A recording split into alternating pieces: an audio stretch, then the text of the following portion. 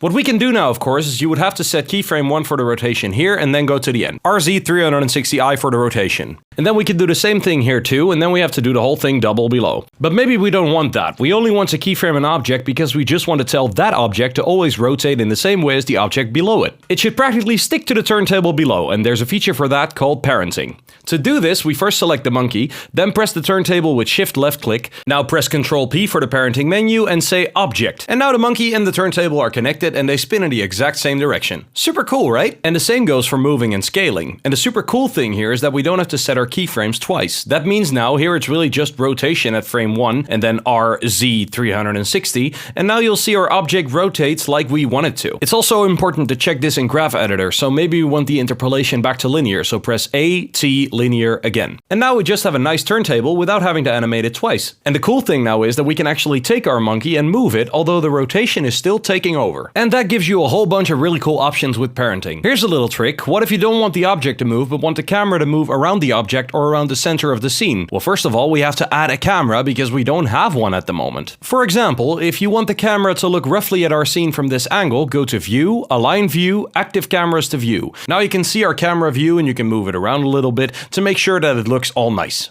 And now we're going to add another empty to our scene, and we'll just pick the cube. Empties are all the same, honestly. Then we select the camera, then we do Shift left click on the empty, Control P, Object. And if we now set keyframes for the rotation by pressing I for rotation here and again RZ 360 degrees, you will see that the camera orbits around our scenes in the center. So with this trick you can very easily do a camera orbit around a certain object. Now by scaling the empty larger and smaller, we can make adjustments in that as well. We can also move the empty at the same time while the animation is running. And of course we can rotate the camera and move the camera at the same time while orbiting around the object. Again, the curve is the default, but it doesn't matter. You can set up the standard interpolation mode in Blender by going to the settings. You can go to the settings by pressing Command, comma. Then under animation, change the interpolation mode to, for example, default, and in the drop-down menu you can find many other options which you already know from the Graph Editor. Just select linear, for example, so we don't have to do it every time. T linear.